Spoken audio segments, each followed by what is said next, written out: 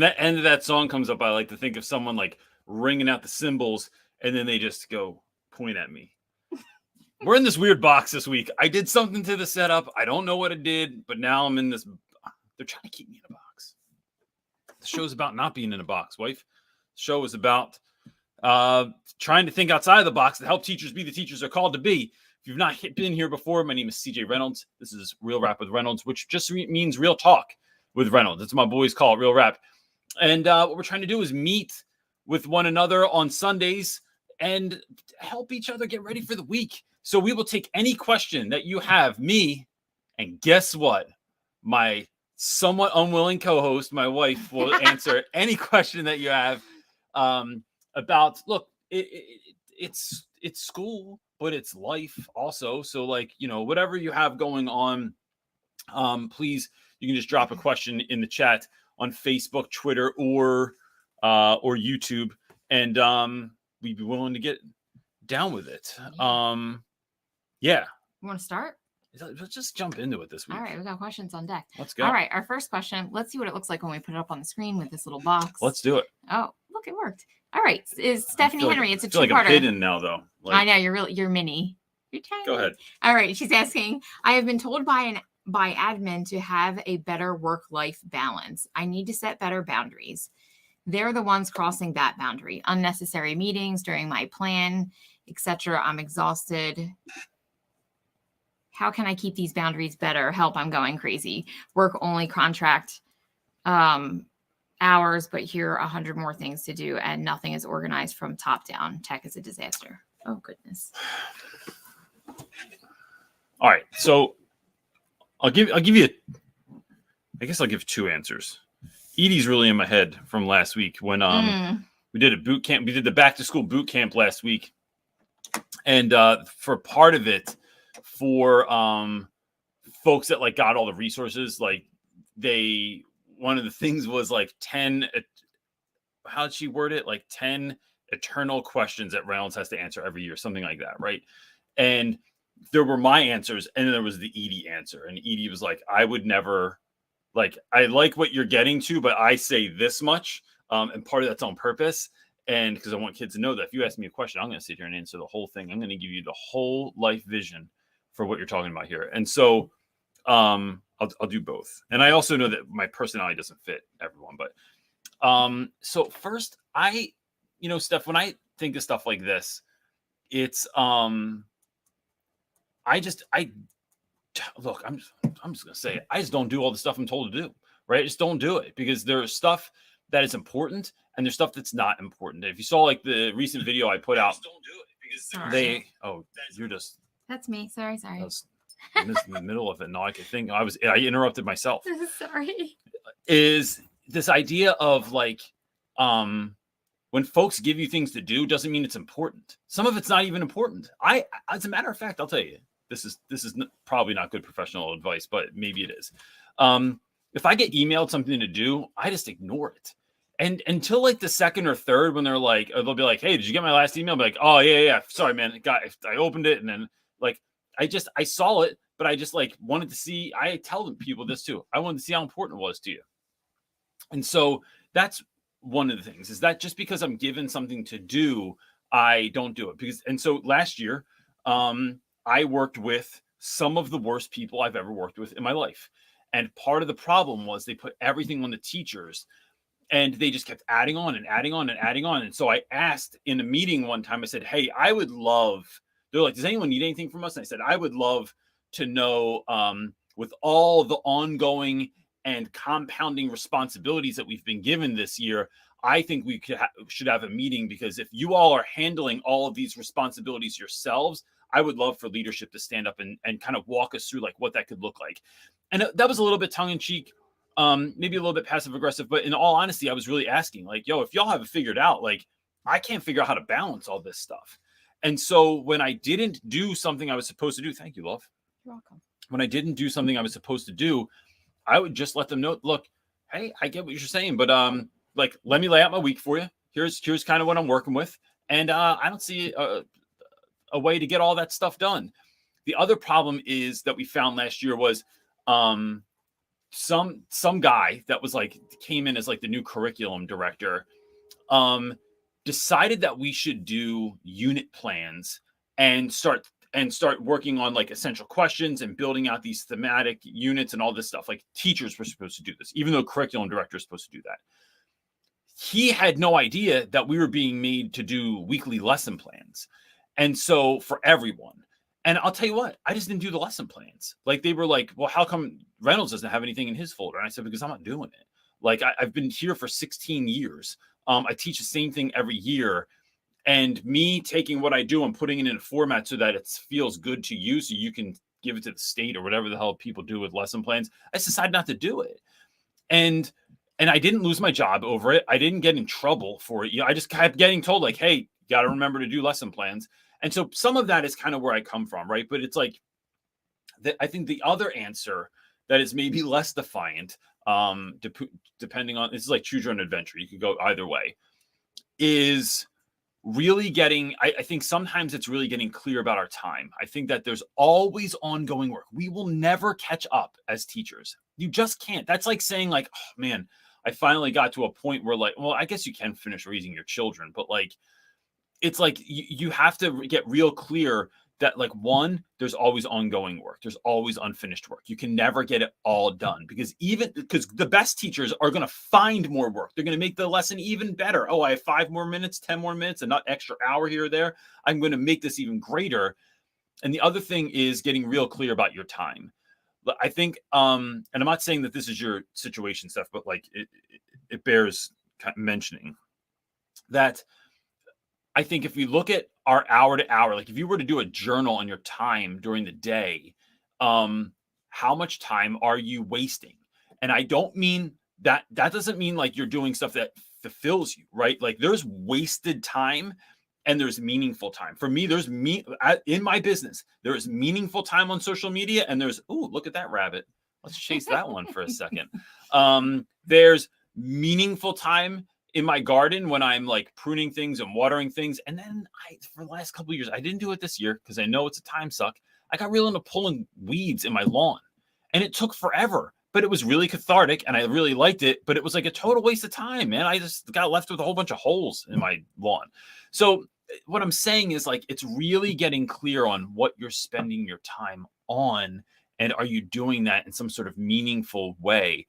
And then drawing clear boundaries. When I think of boundaries and I think of work-life balance, I think of like when I am grading, this is the only thing I'm doing. I'm not raising my children. I'm not answering questions from other people. I'm not talking to faculty. I am doing, 4th period last year, every single day. That's the only thing I was doing was grading. 1st period, the only thing I'm doing is lesson planning and getting things ready for the day, like making sure copies are made and stuff like that. I'm not talking to kids. And I would actually change my location so that kids couldn't find me. And that was with teachers that knew Reynolds is in the tight bubble of total focus. We don't talk to him right now, right? Like we talked that like Reynolds will let us know when he's ready to talk to us, unless someone had a dire issue going on. 8th period, end of the day, emails, phone calls, inputting grades. That's it. Don't come and talk to me about anything else, child. Like come in after school. I would love to talk to you then, but that's what having boundaries means to me. And that has the same thing to do with you want to have a meeting. I'm sorry. I have something I would always go with, so 8th period, I'm answering parents. Hey, I have parent communications to do 8th period today. I know that it says I'm free this period, but I'm not because I'm a grown up and I'm a professional. So my time is locked in like crazy. And so that's kind of where I would go with that.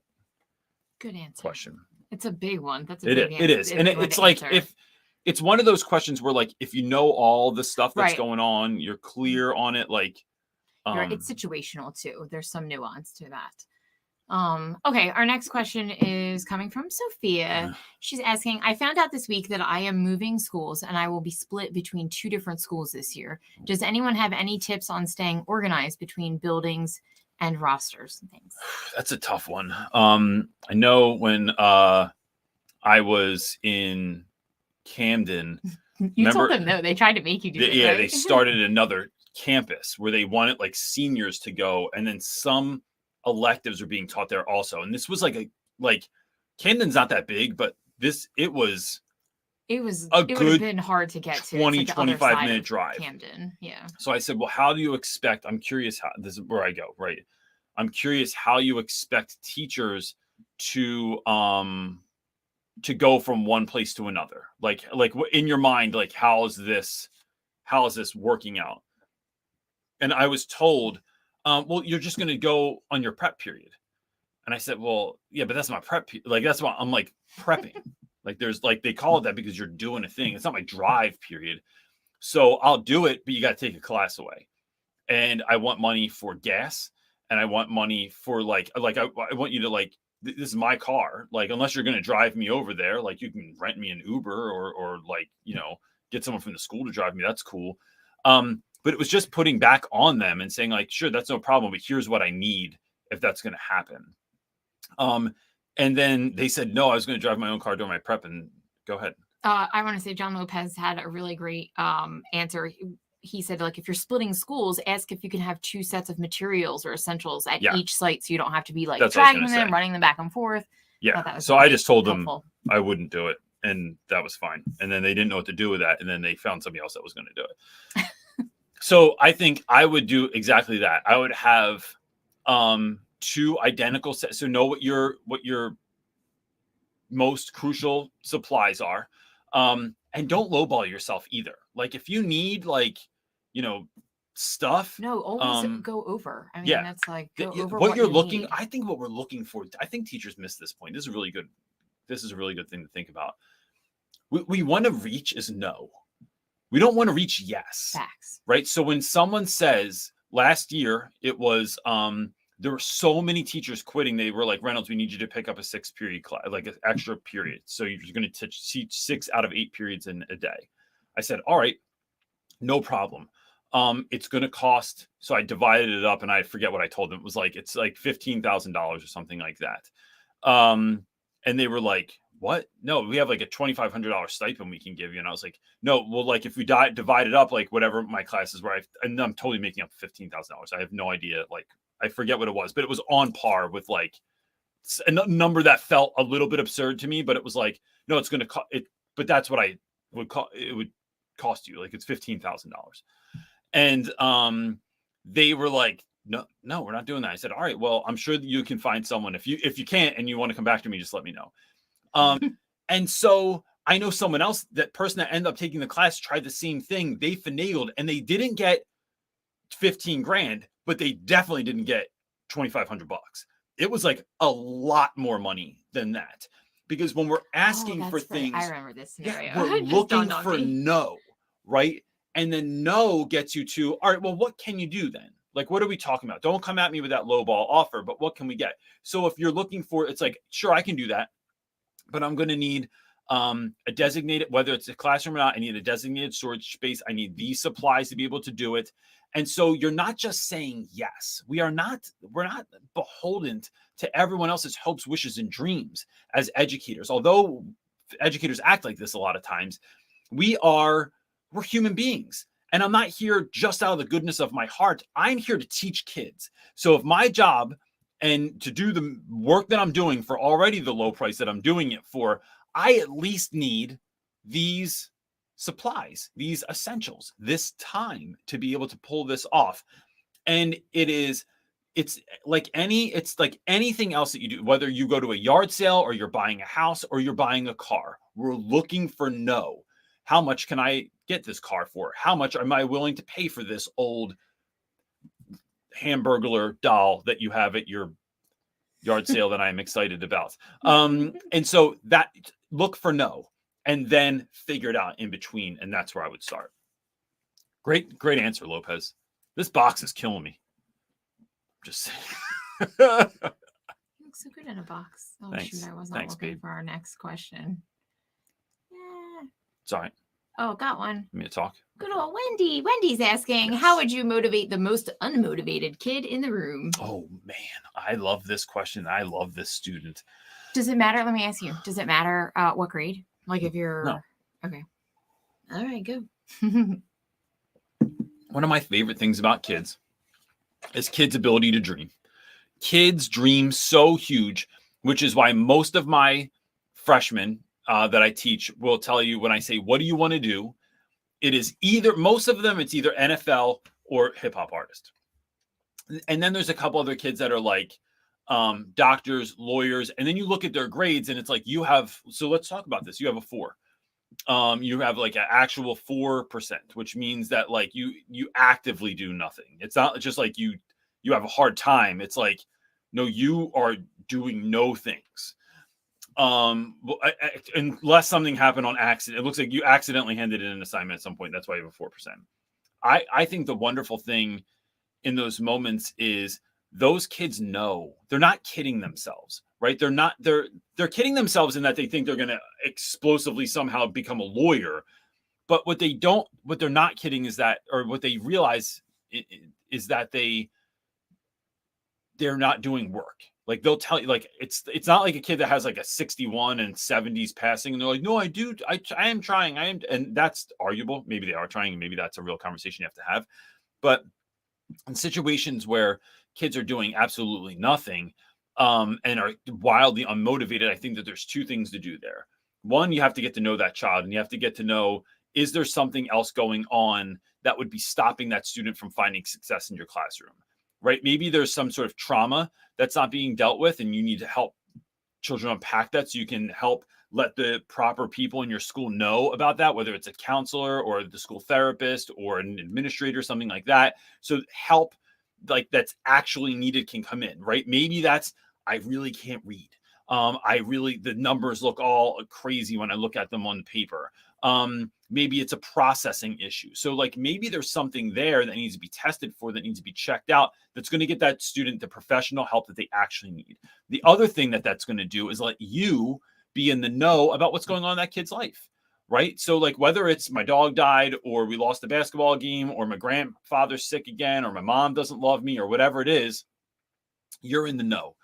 The other thing is, once you get to know a student, now you can start talking to them in a real way about like, hey, I'm just curious. Like, we don't have to talk about your 4%. That's not what I'm interested in right now. But what do you want to do in your life? Like, what would be like your dream life?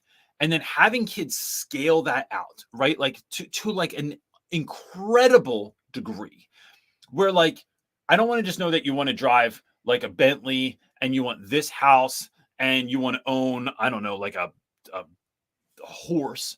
I don't know why that came to mind, but probably because I want to own a tiny horse named Kevin. But it is, what do you want? And then pricing that out. And so it's like looking at kids that want to be in the NFL, but they're not even on the football team because our football team sucks. I'm not playing for this football team. I'll get picked up for college. But how are you going to get picked up for college? Because that doesn't happen unless you play in high school, because you have to have a highlight reel. You have to have stats. You have to have all this stuff. And let's look at the what it takes to get into the NFL, how fast you need to be able to run, like what's your pass completion need to be at. There are certain metrics that the NFL is looking for when they come to recruit you. So how do we get you there? Because the fact that you're 46 pounds soaking wet and you have a 4% in my class is really working against your dream of doing that. But let's look at why you want to be an NFL player, because NFL players on average play about 3 to 4 seasons, and then that's it. Then they're done. So that means by the time you're 30, you're finished. What do you do with the rest of your life? And so are you just balling off that? Like, do you think that money lasts forever? Because let's look at your life and let's look how much it costs. And when we do that, and then we match that up to where we are now. So what we're trying to do is draw a line from like, I will never shoot down a kid's dream no matter what they say. Here's what you're dreaming of doing. Here's where you're at right now. Here's how we're going to get there. What you're doing right now, you are literally flying east looking for a sunset, right? That's Tony Robbins' line. You're flying east looking for a sunset. You're never going to find it, right? I'm not saying you can't find it. You got to turn the airplane around though, bro. Like you're going the wrong way. So I can show you how what we're doing in class is going to directly affect who you are, your mindset. I'm going to quote my pastor, your mindset, your skill set, and your toolkit, right? I'm going to show you how this class affects your mindset, your skill set, and your toolkit. And then I'm going to show you the path to get to where you want to be. Now, whether that child becomes an NFL player or not, I have no idea. But will they learn along the way to then unlock their potential to be able to do 1,000 other things in their life that they're dreaming about doing and meeting some of those lifelong goals? So it's not just about the car, the house, and the money. It's about do you want your grandmom raising you? Your grandmom's raising you because your mom and dad aren't around anymore. These are real conversations I have with kids. Oh, grandma, how many jobs does grandma work? She works 2 jobs. Do you want your grandma to work 2 jobs for the rest of her life? Because right now she's paying for you. And if you keep this up, she's going to be paying for you for the rest of her life. Or do you want to be able to take care of your grandma? What if you helped your grandma to retire early? What if you took your grandma on a vacation when she retired and you went to Costa Rica for 2 weeks? What if you she wants to go on a cruise? What if you went on a cruise, but you went with the baller room and you didn't pay for park? Like you not pay for parking, but like it was valet parking and someone else is carrying your bags up. What if you went baller status? That costs this much, but that life doesn't come for free.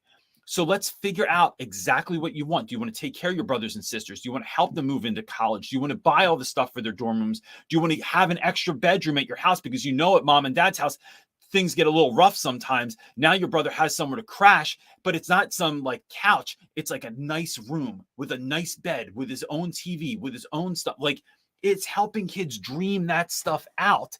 And I think I've seen it time and time again. When you go that heavy, deep, and real with kids, it's like, holy crap. Like no one ever had a conversation with me in my life like this.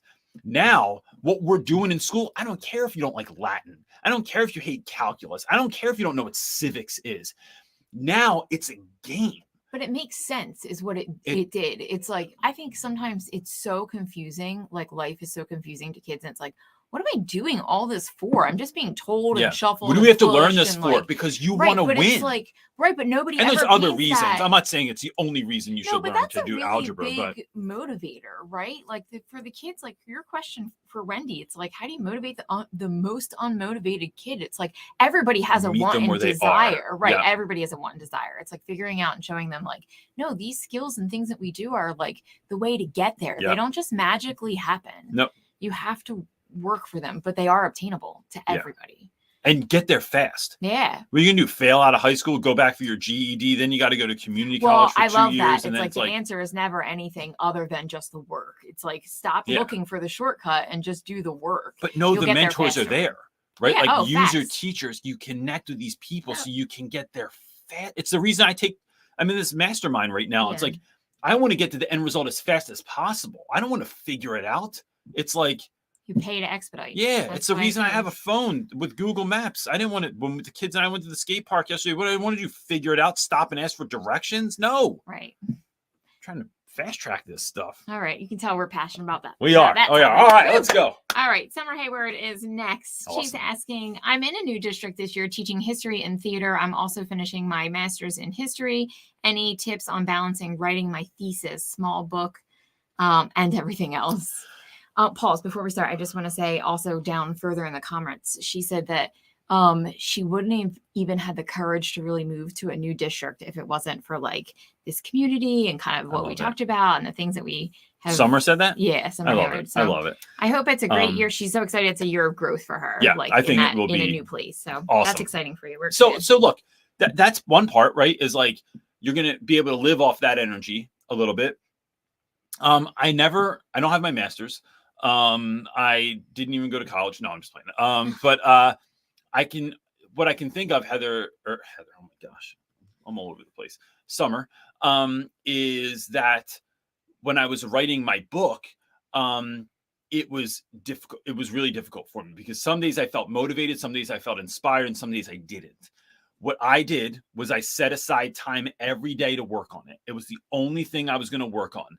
I left my house to do it. I found that worked better. I just went to a Starbucks, and even at Starbucks, I got the same drink, which was a small iced coffee with just cream. I sat in the same exact spot, which was in this position where I could look out a window if I wanted to. So I was getting sunlight on me, and I didn't feel like I was in like a dungeon. But I wasn't like looking at the door, and I wasn't like, there weren't a lot of distractions around me. I put on the same Spotify playlist. So what I was trying to do was like create this rhythm of like, all right, I go to the Starbucks, I do the thing. I'm not sitting in there and going, what do I want? I'm thirsty for, do I want to eat something? All right, where am I going to sit today? Okay. Now I got to spend time looking through all my favorite songs and figuring out what I want to do. Right. It like got me to the zone better and faster. And then I had to write for at least 60 minutes, right? I had 2 options. And I think Neil Strauss says this. He gives himself 2 options when he is writing. he can either write or look out the window. That's it. He's not allowed on his phone. He's not allowed to use a pen. He's not allowed to take notes. He's not allowed to think, oh, shoot, I forgot about this. And I want to write it down real quick. Nothing else. So on my laptop, I had it was just the Google Doc. Nothing else was open, not even at the bottom. I closed everything. This is the only thing I'm allowed to do. I can either look out this window or write. And I got 1 hour a day to write bad writing. Right. And so like, didn't matter if it was good or bad. It just mattered that I did it every day, writing. And so if I hit a good spot, I would keep going. And if I didn't, so this is I'm getting in the weeds here, but this is Ernest Hemingway idea. Ernest Hemingway stopped writing every day when he knew exactly what he was going to start with the next time. So as soon as I was like, oh, this is what I want to write next. And if I hit an hour or I was in a good place, I'd say, no, I'm going to stop because I'm stoked to write about that the next time. So what I'm saying here is balancing it is carving out time that is exclusively for that. And then that's when you're working on it. Because look, some days you're going to need to do more than others. Sometimes you have to sprint, but it's like building in the consistency, the routine, the rhythm of when am I writing? How am I writing? What is this going to look like? And then this is when I'm doing my research and all that stuff. It's like just during this time. And that's it. And then I let everyone know that I'm in, guess what? The tight bubble of total focus. So that's what I would say. That's one way. There's 1,000 other things I could say to this as well. Like you could, like make sure you're not spending all of your time coming up with brand new lessons. That sprinkling magic on already existing lessons is a way better idea than like recreating the wheel, stuff like that. All right. What you got, buddy? Our next question comes from Miss Gonzalez. It's a 4-parter, so hang in there. First off, thank you for the amazing boot camp this week. It was top notch. Hope you have awesome. Recovered, and thank you for being here. All right, here's your question. Security has been ramped up. Got it. And we will be required to keep our doors closed and locked at all times. Teacher is the only one who is allowed to answer the door. I can deal with it during class, but I feel like it's going to put a hinder on things like lunch groups or those kids who just pop by because they need a smile or a change in pace. Any suggestions for keeping that going with doors closed all the time? Sorry, that was long. No, that's a great question. Because in this changing kind of climate that we have and things that we've seen happening in schools, look, I'm not there, but I love that your school is taking steps to ensure the safety of the young people. Now, I'm not here to judge what steps are appropriate or not. That is not my wheelhouse. But I will say, and I know that you're not asking that, but I just wanted to put that out there. I try to have some fun with it. I'm not sure what you can get away with, but I did see this in the Facebook group the other day too. I have a small little rectangle window. I put foam core board in there, and there's a little eyeball thing that you have to pick up to look outside of it. And there's a sign that says look first, because sometimes my door is closed and locked and somebody tries to get in because they're trying to cut class, and then it's a whole thing to get them out of there. But someone in the Facebook group put a picture of, I want to say it was Oliver Wendell Holmes. And it was, you looked through his eyeball. And I was like, oh man, I always wanted to do that and go like full Scooby-Doo and lift up the eyeball thing. I just thought it would be awesome. So there are some ways to, you're not laughing at the situation, but you're finding ways to have fun even within the parameters of the seriousness of what's happening, right? So even when we go out for fire drills, I have a special stick with a sign on the top of it. And that's how I get kids out, because it just brings a I think that helps. It like right? lessens kids' anxiety and nerves about the whole situation, because it's scary. It is. Whether they tell you or not, how can it not be? Yeah. And I'm not trying to make fun of it or be silly in the midst of something horrible, but it's just like, it's doing the same thing, right? Just checking the door. So anyway, that my head goes there. The other thing is, I think the biggest and most important thing is you're going to have to talk to kids about this. So it's talking to kids about why we're not having lunch together, why you can't just stop by when you need to, because this is a safety thing, and your safety is the most important. It's even more important than your happiness to us within the school parameters. So let's unpack that. Let's realize why we're doing it. Let's realize that it's a good job, and that for right now, this is where we're at in this world. However, and I think this is just as important, it's letting kids know when they can connect with you. So are you able to go to the lunchroom and sit with kids for 10 minutes? Are you able to just go by and say hi to a couple of kids? Can you be in the hallway more? Can you find places where you are interacting with young people? Maybe they're coming in the beginning of the day or after school.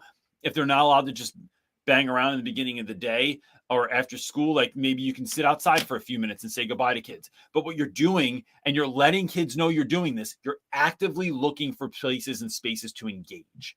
Right. And so when you're looking for those contact points, I think that one, it's showing kids that you're trying. Two, it's showing kids that no matter what goes on, we are always trying to find what's best for all of us, no matter what new guidelines are given out by administration. And I think that that's a really good place to kind of let kids like meet them where they are, let them voice what they're going through, but still trying to make the best out of a situation that is different this year. So yeah, that would be my immediate answer. All right, Scott's on deck next, asking any tips or advice for first-time sub teachers, especially in classroom management. I am starting my credential program and just got hired as a sub. I'm excited and nervous.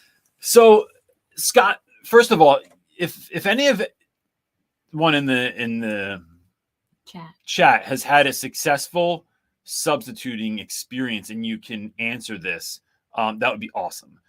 Two, Scott, I would say this is one of those questions that I feel like you could get a ton of comments on by posting the same idea in our Facebook group. So if y'all aren't a part of our Facebook group, it is the best teacher Facebook group on the web. It's Real Rap with Reynolds Teacher Talk, and you can just literally just type this in there, and it's. I feel like a lot of people are going to show up for it. The other thing is, with my limited experience as a substitute teacher, I found that in the beginning it's difficult, but it's being very clear on the front end of class, like, hey, look, this is what you're expected to do today. This is what I'm here for. And here are, like, if you need to go to the bathroom, just talk to me. If you need help with something, let me know. If whatever it is, just come speak with me. And then what your expectation is. My expectation is that you are sitting down, you're working, whatever. You can work with one another. You can listen to headphones, whatever it is, kind of running kids through that. But then the more you sub, the more you get to know kids, you get to know behaviors, you get to kids know what they can expect and get away with and not get away with in your class. And so it's just like teaching. It's going to take a little bit of time, but it also, my experience, once you do well at a school, they just ask for you by name. Like, you just keep going back and back and back to the same school. And so you get to know the same kids, the other teachers, how the routines run in that school. So it takes a little bit of doing, but it's being very clear on the front end, and then trying to get asked back to that same school so that you start knowing students. Because I mean, I subs at our school like get so popular that the kids are like, oh wait, Miss So-and-so is here today, and they're just like, they get so stoked, and then they're like, those subs are like hanging in the hallway with the rest of the staff. I mean, we've had like subs like go out to eat with us and stuff. Your uncle who is no longer with us was a sub. And I feel like he was super loved by kids. He was weird and wacky, and you think he's like really weird and wacky. Like, you would have thought like he would have probably got really made fun of in the schools that he subbed in, but I think he was so weird and wacky, but he was just himself, and kids loved him. Yep. I remember that's all he ever did. I wish he would have became a teacher, because he would have been a great teacher, but he just stayed a sub. I remember meeting friends. One time I was at a band practice, and Doug and Ryan came in, who are friends I've had forever. And I had no idea they knew who my uncle was. And they were talking about it and talking about like, yeah, that's like, this is that song, like the sub played the other day. We want to play it in the band now. I was like, what? You had a sub that played a song? What are you talking about? He's like, yeah, he came in, there was a piano in the room. And as we worked, he just played piano. And I was like, what the hell kind of sub plays? What are you talking about, man? And like, yeah, this guy, it's funny. He has the same name as you. His name is Mr. Reynolds. I was like, yo, stop. And I said, Mike Reynolds? And they were like, yo, you know Mr. Reynolds? I'm like, bro, it's my uncle. And to this day, that was 20 some years ago. To this day, when I hang with those guys, they always ask about my Uncle Mike, and we'll like sit there and talk about him. And he passed a few years ago, but just before, like when he passed at his funeral, there were so many stories of so many people that My uncle Had would him just as a show up in sub. rooms and play piano, and how it changed their lives or changed the mood or changed the situation. And so I think there is a power. Doesn't mean you have to play piano or guitar or something like that, but there is a power in being a sub and showing up, because you get to be a I think force in just being kids' lives in you, that day. right? Like it's another Yeah. example of like really just being you. And so in the comments, someone said months behind said, I got my teacher's position from being a sub and then a long-term sub to my current teaching position. That's a good point too. Yeah. And then just to play devil's advocate and be on the other side of the spectrum, Michael Davidson, said, we had a sub who was too friendly with students, lots of hugs, lots of contact, hanging around them outside of school. Very, very bad choice. Yeah. Don't do that. So, right? There's a boundary and there's a line. Inappropriate to appropriate. Yeah. Okay. Our next question is coming from Dope Law. He says, you mentioned Darius Daniels before. I was wondering just how do you get in contact with him as a mentor? Since he is a pastor, I was just wondering. I love his preaching. Oh, awesome. So I met Darius. I mean, it was a long sordid tale, but like we started going to Change Church, and then I was looking for people to endorse my book. So like the little blurbs they have on the back. And my wife was like, you should ask Darius to do it. And I was like, what? Well, because I just thought your book is like of the heart, right? And we love Darius as well. And the way we came to even find him is not, I don't think it's a weird story, but it just to me is a powerful story to my testament of God, like how it came about. Like for sure. It was brought to us on purpose for sure. And he's wonderful. And so I just thought, like, ask. Like, if you don't ask, it's going to be no. So right? I asked. So he asked, and it worked. To my surprise, he was like, I would love to do that. So he read my book, and he was even telling me, he's like, a lot of people ask me to write blurbs for their books, and most of them I say no to, like 95% of them. We felt really honored. And so he was like, which says something about your book, which meant a lot to me. And so then I just reached out and I was like, hey, man, would you consider doing spiritual direction? There was a church I was a part of for 20 years. I've done spiritual direction for about 15. And he just said yes. But I will say that Darius has a number of programs. So I'm in his mastermind now. I was also in Change College before that. I've done spiritual direction with him before that. Like, it was for me getting into the spaces and places that were already offered, where I was already going to accept, like, be getting mentored by him, even if it wasn't just one-on-one. But now the mastermind I'm in is the most money I've ever spent on anything besides college in my life, but that gains more access. And so I think, here's what I'm thinking real quick, whether you get mentored by him directly or not, it is the people he's around, like the people he employs are such a high level of quality individual that like you are like the whole mastermind that I'm a part of is like, you just bless one another the whole time. It's unbelievable. And that's even with, like, he was on sabbatical all July and you still show up to the meetings. You're like, dude, this is incredible. So that's probably your best bet is really like getting involved in a foot in that way. Yeah. But look, I had a phone call the other day from the chaplain from the Chicago Bears that wants to like do a program with me in Chicago and work with schools there, like exclusively high school schools and teachers. And that was through that group. And I'm just like, what? What? So lots of good stuff. Okay. Our next question is coming from, I think it's McNulton Robin, asking, I'm sorry. Probably just completely butchered that, but I know. It's something. I'm really sorry. Robin. We struggle with vowels in the Reynolds house. We struggle with vowels. Anyway, she's asking, or they are asking, Robin's asking, I'm sorry if this has been discussed, but I've been away and missed the last few episodes. Are you returning to teaching this year? If not, what will you be doing? Great question. So I left my school last year at the end of the year. I did not make a video about this. I thought about it. And I won't like into my whole struggle in my head about what I do, but so there may be a video that comes out at the beginning of the school year. They may not. Last year we had admin change. It was the worst move our school maybe ever did, maybe second worst move our school ever did. And my school became a place that was not the place that it has been, right? So starting this time last year, from that point until the end of the year, 95% of our teachers left. And so when I say all of my friends left, I know one person that still teaches at the school that I've been with for a while. That's it. Everybody else left. As a matter of fact, over the summer, I heard like some of the admin had been let go.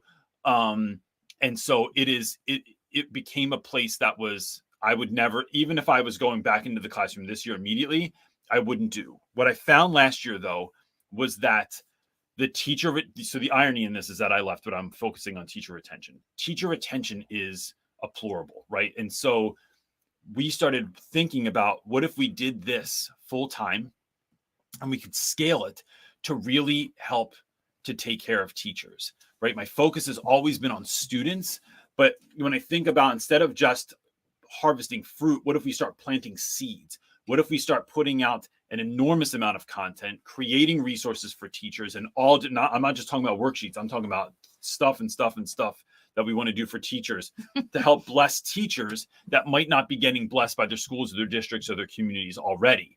And then teaching folks how to not survive the classroom, but thrive in the classroom. And so that was my choice.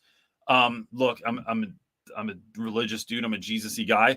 So when I talk about this stuff, it is something, there are a handful of things in my life that have come to me that I knew immediately, this is what I'm supposed to do. Right. So like the moment I knew I was supposed to, get married to this woman over here, I knew that was exactly the moment. I knew exactly when I was supposed to move to Africa, when I was supposed to move into the neighborhood that I live in. I remember the exact cross street that I was in my town. So there's certain things in my life, and this is one of those, where I know this is what I've been given to do next. I will still be in the service of the school to some extent, where I'm going to be planning activities, partnerships, trips, like all the stuff I feel is really, really meaningful that doesn't happen in schools. I'll be doing that for schools, and then connecting with teachers and planning out these opportunities, because I get to meet all these really cool people in the spaces that I'm in. I met a guy that knows the mascot for the Atlanta Falcons the other day, and was like, "Oh, yo, if you're ever in Atlanta, with your kids, look, we can meet the mascot and go in the locker room and hang out with people and stuff, and like meet the players." And I was like, "What are you talking about?" But that, I'm always doing that kind of thing, and then I just take my students somewhere. So that's one of my plans for this year, is to get somebody to Atlanta and hook it up. So that's how we're hoping to work in this space in this upcoming year, and how we're hoping to bless educators going forward. So, and look, I don't know for how long that lasts. Maybe I end up back in the classroom next year. I have no idea, but I'm just following the path given to me. All right. So our next question is coming from Trenton. Do you find yourself self-censoring and avoiding discussions on controversial politics, LGBT issues, race, etc.? Indigenous issues are touchy in Canada, where I am from. How do you broach these topics in class? Bro, I didn't even know about the stuff with the Indigenous nations in Canada until I visited. I was in Vancouver, and I had no idea that even existed, which is my ignorance. But I don't find myself censoring any of that stuff, because here's the thing. I am not sharing my opinion, right? I say this often, that I'm not a dictator. I'm a facilitator in the classroom. So it's not like someone brings something up and I share my thoughts and feelings about it. I actually don't on purpose with students. Now, if kids get older and they come in and we talk about stuff, I'll share about where I'm coming from with things. But I think that what I'm doing is trying to create a safe space for students to be able to explore, express who they are, what they think, and what they feel. That is our job as educators. If we're teaching kids to be active listeners, how to debate, how to have important conversations, and how to do that thoughtfully and mindfully, but we're not doing it about stuff that actually matters. If we're doing it about whether or not we should have uniforms, I guess that's still practice, but it feels like T-ball. I want to run a scrimmage with kids. All right, we're in a safe place, and you want to talk about last year, Black Lives Matter was still something that was popping, whether it was before that was Me Too, or it was the Capitol takeover. Yo, did anyone see this on the news last night? All right, so what happened? Someone tells me what happened. Someone else says, that's not what happened. Okay, hold on. Yep, I want to hear exactly what you say, but I need you to listen to him so well. It's all boys. I need you to listen to him so well that you're going to be able to repeat back to him what he says when he's done. And then you can add on to it. or say what was wrong, right? So you're teaching these active listening skills, but you are facilitating the classroom like they're players on the field and you're the coach, but not in a way that's meant to manipulate anyone, right? You are simply creating a space where kids can share what they think and feel. And in a way that is not patronizing to anyone, that's not mean to you. Can be passionate, but you can't be mean. And it's walking kids through that sort of thing. And we do it to such a degree that there's nothing I wouldn't talk about in class. Now, the difference is this the time and space to do or to have this conversation? So if we're in the middle of reading, I don't know, we're reading Lord of the Flies and someone's like, I remember when the whole thing happened with Bill Cosby, someone like, we were in the middle of reading a book in class and what they were saying had no bearing on anything we were doing. All of a sudden was like, yo, those women are gold diggers that went after Bill Cosby. And it was like, all right, the way we're even saying that is like, let's think about a different way to say it so that it actually helps someone to get into conversation with you and to have difficult conversations.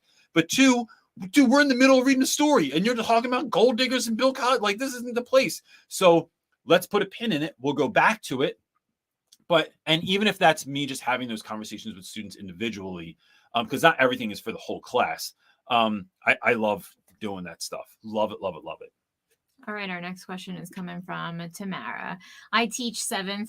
Some boys are always making jokes to others like, that looks like, blank, name calling and stuff. I've tried to calling them out, but it's an accepted practice and it's so disrespectful. Sure. So I have a video where I talk about students saying like derogatory terms, racial slurs, things that are sexist. Because your environment, it's also accepted in that, like, culturally, like, isn't it a back and forth? Well, I mean, sometimes like everything's gay all the time. All the things are gay.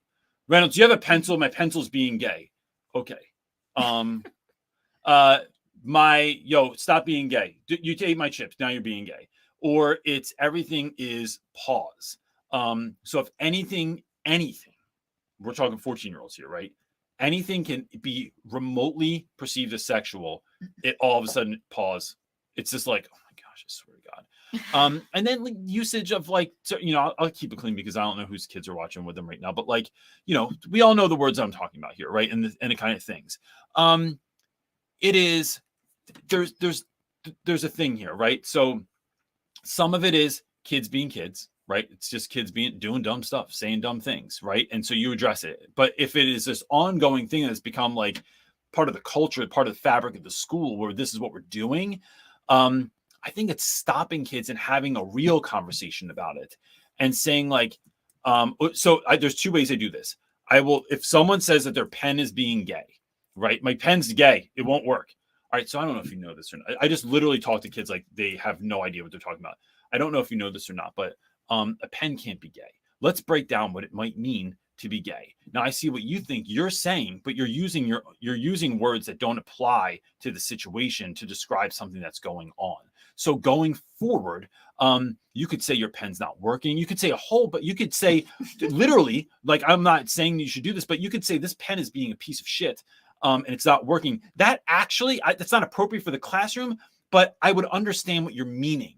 And so it's like literally this is one of my moments where I say the question or the statement is this long, and then I'm going to say all of this stuff because I want you to know that we just don't take language for granted in our class. And if you say something and it's out of pocket, then guess what? You're going to have a long, full conversation until I make sure that you understand what I am trying to say to you so you know what's appropriate and not appropriate in the classroom.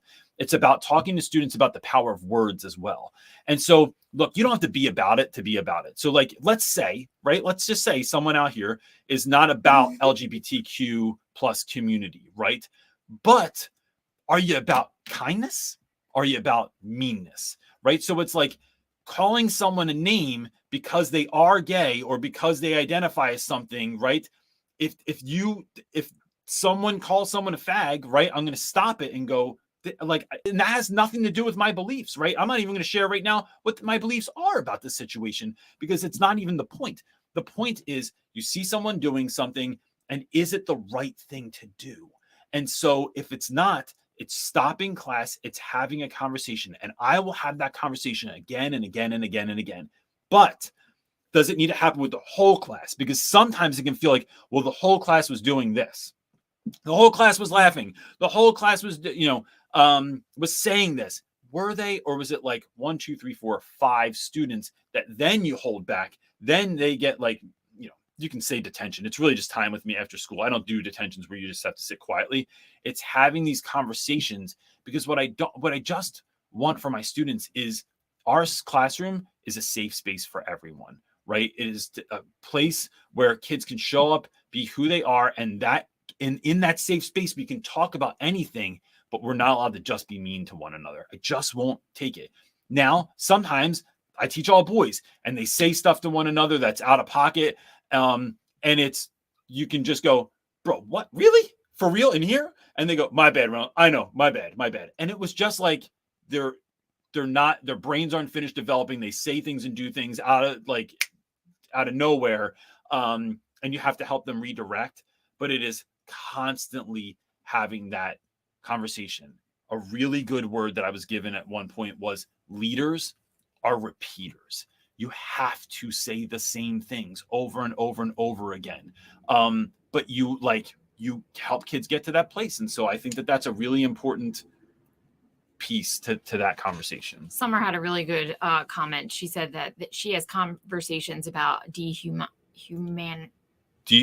Now you're gonna mess me up too. Humanizing sorry. language and how this has led to stuff in history. She says she teaches history, and we address different words and what they mean. I love going through and breaking down the root language of words. I think that's really impactful too, and that probably can help with really like even street language, like where it came from, where did it originate from. I love power of words and the root language and like where things originate from and how they originate in history. That's why Summer's on point. Like I love it. It's so powerful important. When you learn that history behind words. It's like, and sometimes really you come to an understanding. Brain. This isn't just about crushing kids either.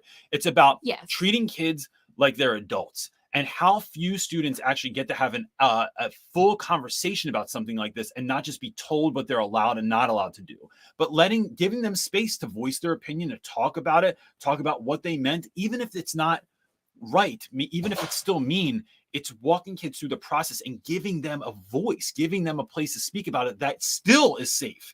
So, yeah. She came back and said like, when she tries to reflect with them, she feels like they just don't take responsibility. Again, leaders are repeaters. Do it again and again and again, and it'll sink eventually. Or they're just going to get so annoyed that you just keep behavior. Like, all right, Reynolds, all right, I'm not even having the conversation. I won't say it anymore. Right. And that's good enough for me. Yeah. That and here's the other reason you do it. You don't just, this is the last thing I'm going to say on this. You don't just say the things and have the conversations for the kids that are creating the offense or causing the offense. You're saying it for the kids that are maybe the silent majority in your class. You're saying the thing and stopping the activity because someone in the back may not know how they identify in a number of different facets. They might not know how they feel. You might not know where their family comes from or what their situation is. And I cannot tell you how many times a student has come to me and said, thank you, because you addressed the situation that they didn't feel confident enough or strong enough to do themselves. And you spoke up for people for students in your class that didn't feel they had a voice.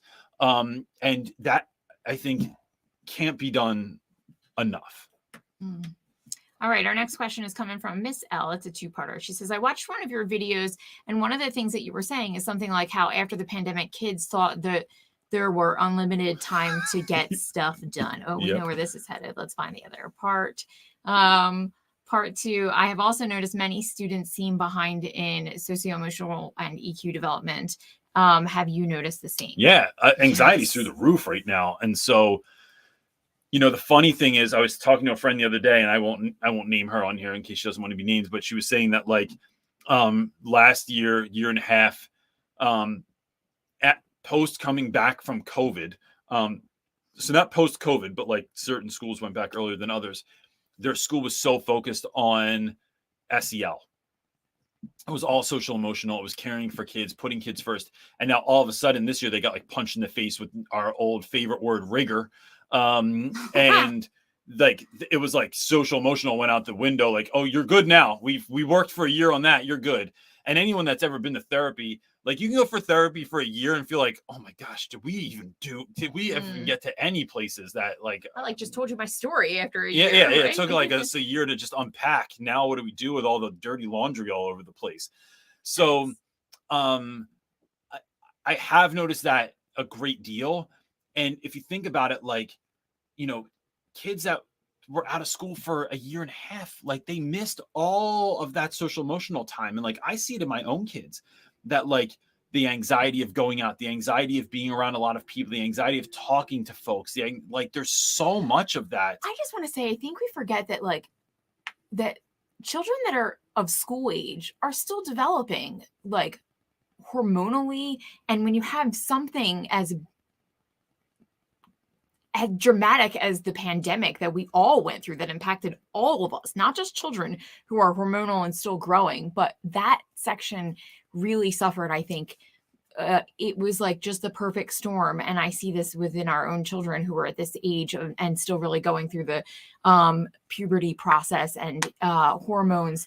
Man, that isolation of being home and away and all that came with the pandemic, however it impacted the child, it really impacted them. And it's huge. They're all still developing children. Yeah. And I think that we forget that. And it's not just 1 year is going to pop kids back like to normal. I heard a study that, and I forget what the number of years. years, it said that how it's going to take years for kids to be able to like, and I can see that just in our own children, this even how like that's impacted them. Yeah. And so what do we do with that?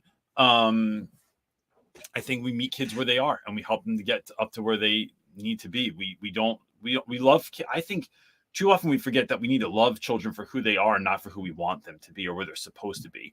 And I'm, of course, Miss L, not saying that you're saying this, but like schools there are a certain number of colleges that they need to get kids into. There's a certain number of graduation rate they need to kids. And there's all these mile markers that everyone's so hungry to get back to because it shows that your school is being successful. But then who's being left in the dust is kids. And so it's like really, it's looking at how we're doing stuff and creating stuff. One of the things, kids feel like they have all day because that's how I gave it to, like when we were during the pandemic, it's like you had tons of time. And if things had to be handed in late, that was fine because the internet sucked at your house, or you had no internet at your house, or your computer broke and you couldn't get back in, or whatever it was. Just reminding kids that like, nope, we're back in the flow, and we got to get back there, and we can do it in a rhythm and with kindness. But you have to get back into a rhythm and flow. And so last year was such an easy year in my class, because it was really trying to meet kids where they were, and that was difficult. Yeah. And I don't think it's going to be any different this year, but I think that's but we can't just stay there, right? There is a scaling up that has to happen to help kids get there. Look, I mean, if you tore your rotator cuff, right, and you go back to the gym, you're not going to start bench pressing 160 pounds, right? Like you're going to go back to like if you're at 80 or 70 or whatever it is, or you're using one of those rubber bands. But over time, the rubber band is only going to be so strong, right? You have to build back up. Yes. But it's like, what we're doing is we're going, oh, I know you hurt your rotator cuff. We gave you had your, your insurance allotted this many meetings with the physical therapist. Now you should be able to go do 108 pounds again. It's like, no, what are you talking about? Are you insane? Yeah. Oh, goodness. Cool. Go ahead, dude. All right, we'll do another one. Linda is asking, how do you help kids dream when they don't have a dream, or help them dream bigger when their dream is small or short-sighted, like getting a job at a fast food restaurant? So, Linda, I love this conversation. I was talking about this. I don't know if it was in a video the other day or with a mentee the other day. But like there was a student that I had years ago, only a few years ago, and he was not doing well in high school. He just didn't want to do it anymore. School was a very big struggle for him. It was very like what took most people like this amount of time took him this amount of time, and he just got tired of it. And so he got a little taste of money senior year because he started working more and more. So like he would leave school like right at the end of the day and work till like 11 o'clock at night or something like that. So he was making more than his friends were. And his uncle told him that he should consider being a truck driver because his scenario was truck drivers are going to make $40,000 right out of the gate. You only have to do this minimal amount of training. And if you get a job at the truck company, they even pay for your training and blah, blah, blah, blah, blah. And I said, hey man, that's great. Like, but what's your life vision? Right. And I think this is where kids get stuck. We need to have kids envision the entire life that you want, because $40,000 to an 18-year-old, even to some of us, right? Like that's a lot of money. Like some of you aren't even at that as an educator. And so that seems so huge, but what do you want out of your life? Do you want to take care of your mom? Do you want to go on vacation? Where do you want to go on vacation? How many times a year do you want to go on vacation? What kind of house do you want to have? Where do you want to live? Do you want to stay in this neighborhood? Do you want to live somewhere else? It is getting kids to catch the full vision and then pricing it. I help kids price their vision out. So, oh, you want to drive. So kids will be like, I don't want anything big, right? Like I want to have like this type of car and this kind of house, and I don't want to live in Philly anymore. I want to live in Jersey, and I want to live on like an acre, but not much. So they'll almost downplay what that dream is going to cost. But then you go, look, I'm not trying to punch you in the face with reality because I want you to give up on your dreams. I'm hitting you with the truth, because then we're going to scale how to get there. So how much does your uncle make now as a truck driver? Because he's like, oh, he's been doing it for 25 years. It's job security, blah, blah, blah. And he didn't make much more than when he started. And there were ways to make extra money, but it meant you had to work extra hard or get there early or drive through the night, or it was hard living to do this. And I have nothing against driving trucks. I have nothing against working at fast food or any of that stuff. But what I'm saying is, where is your life vision? And then is this thing you're going to do going to get you to that place? Right? That's what I want to know. And if the answer is no, then we have to have a conversation. If the answer is yes, then go ahead, man. You want to go to the military and it's going to get you this thing and this thing and this thing and this thing, and you're going to have this life, and that's exactly what you want. Great. I'm not here to gauge whether or not your life is satisfying to me. But one of the other things is I like to talk to kids about, like, look, when I started when I started working a second job, and which was building this business, or I worked a second job. I used to work in the summer work at Home Depot. I worked for an anchor company, which digs holes under your house, and they put foundational anchors, and then they would lower me by crane into a hole, tie a rope to my belt in case the thing collapsed so they could pull me out. That's what I did. I also mowed lawns, and I did like fix-it guy stuff for people. That's a lot of work. And then I owned my own business, and I realized, like, oh, you can actually make money doing the thing that you love, and then like make more money than I was making doing all four of those jobs, right? Because like they were just hiring laborers. And so it's really helping kids catch that vision and seeing what life can be like. This is another reason I think is a really great idea to bring people into your classroom, right? So like if you're bringing in folks that it doesn't have to be someone that like necessarily looks like your boys, but I find there's a great ROI. I teach all Black boys. When I bring in folks that are Black males, there's immediately, like, my students love that, right? But if I bring in even folks, I brought in this woman one time who was a Korean immigrant, female, mid-20s, that had a business and was annihilating it. Now, she didn't look like my boys. She didn't come from the same place as my boys, but her story was very similar. She grew up in a certain kind of house, grew up in a certain kind of way, dealt with a lot of different things in society. To get to where she was very difficult, but she did it. And the way she told the story was in a way that you could go, oh, well, I could do that.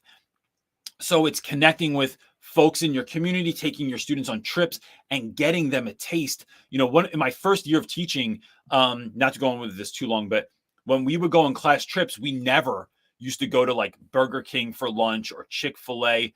I would call restaurants. And so the first place I ever did this was a place called the World Cafe in Philadelphia. It's right near the University of Pennsylvania. We went to a play at the University of Pennsylvania. We walked around the grounds of an Ivy League university. And then I made a deal for that they were going to make, my students could get, it was two choices. It was like a grilled cheese or something else.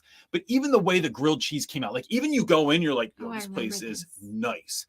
Then the way your grilled cheese came out, and it was like designed a certain way, and the chips came out a certain way, and it was way fancier than anything my students had ever done. But I made a deal with them, and I said, if I bring 40 kids, can you give us lunch for $5 a piece or something like that? And they even did it cheaper than that. I think it was $2.50 a kid.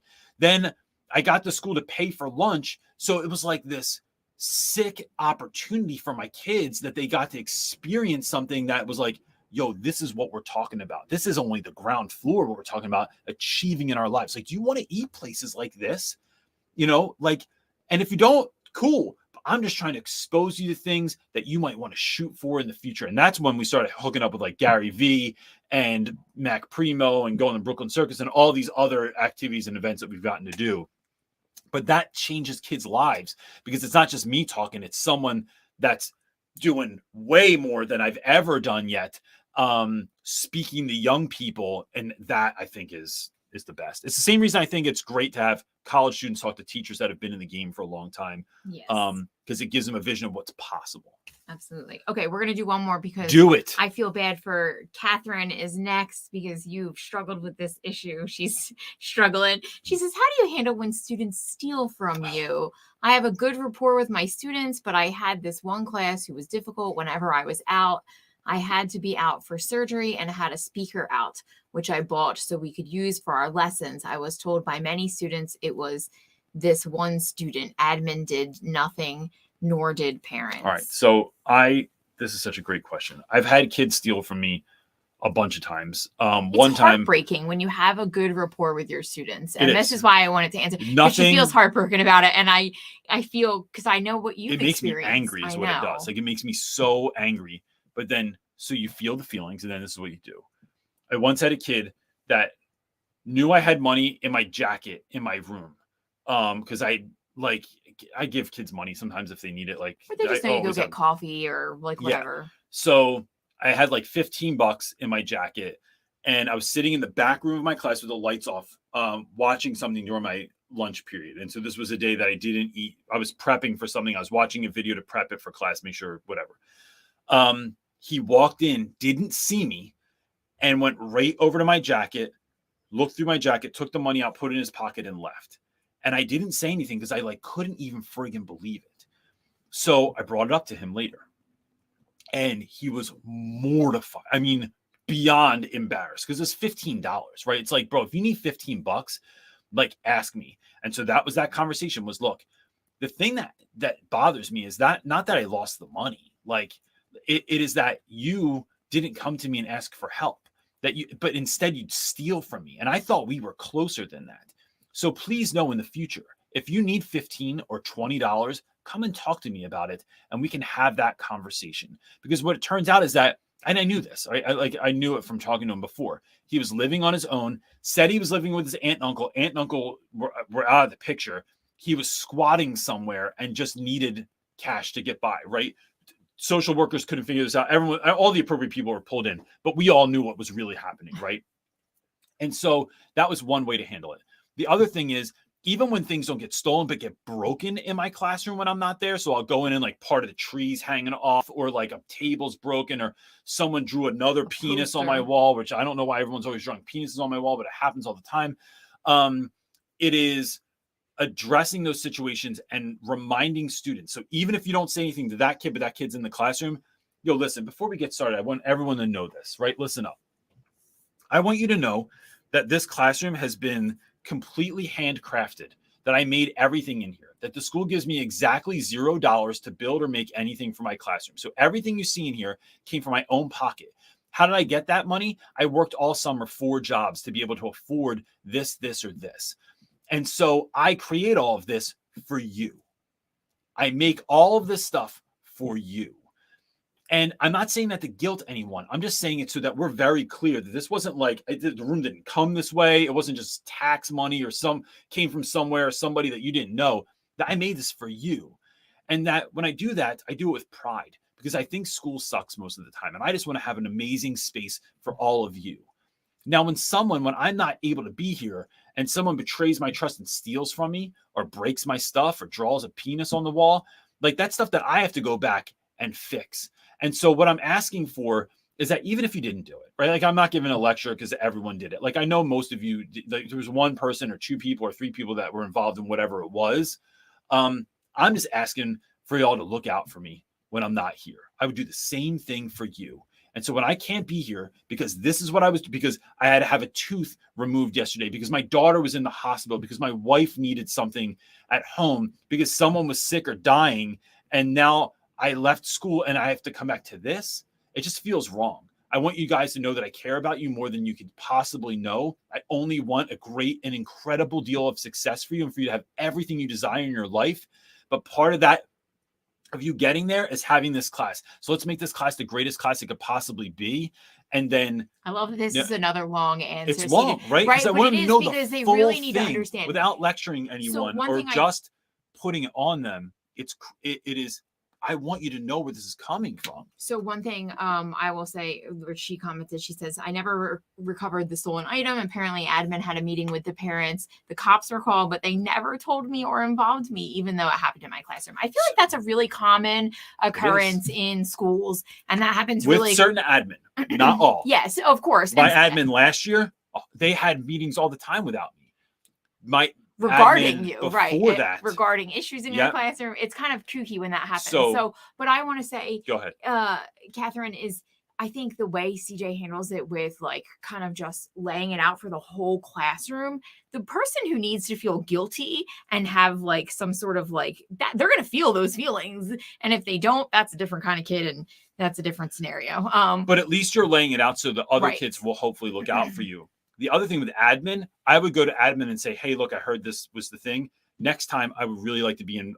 Next time, please let me know when you're having that meeting so I can be involved in it, because I want to be able to speak to those parents as well. For me, it's never about like, I hate when they call the cops too, because it's never about the kid getting in trouble for things, right? It is about helping students to find success in school. Bottom line. It's not about you getting arrested. It's not about you getting detention, getting suspended, your parents knowing about it, you getting a beating. I don't want any of that stuff to happen. I want you to realize that what you did was wrong. Yeah. I want to fix the situation and I want to move on from there. That's all I ever want. Yeah. And so, but to have that happen, I need to be in that meeting, because that's how I'm even going to tell parents is what I want for their kid. So.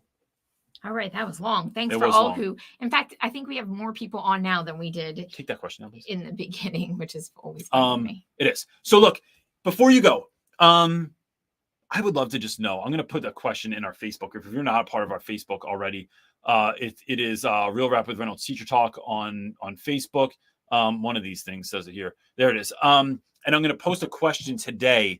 I want to do, so we did a boot camp to help teachers go back to the classroom with confidence. The boot camp was focused on building student relationships and then classroom management, because I think those things are inseparable. I have a number of other ideas of events that I want to put on as the school year is rolling out for many of you and getting ready to start for others of you, that I'm going to just try this experiment and just have a bunch of them. If you're interested, I would love if you went in the Facebook group and answered like which ones you felt like were the most important or that you might sign up for. So because look, this is what we want to do. I'm not trying to create something that because I want to.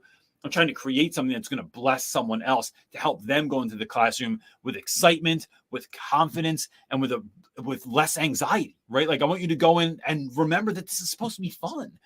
So I'm going to post that today. If you could please go in there and answer, that would be awesome. And that's it. Wife, anything else that's going on? No. Thanks, everyone. Have a great week. Are you starting school on Monday? I mean, yay, have fun. Yes. Have fun, and we hope the best for you, and have a great class. That's it, gang. Peace.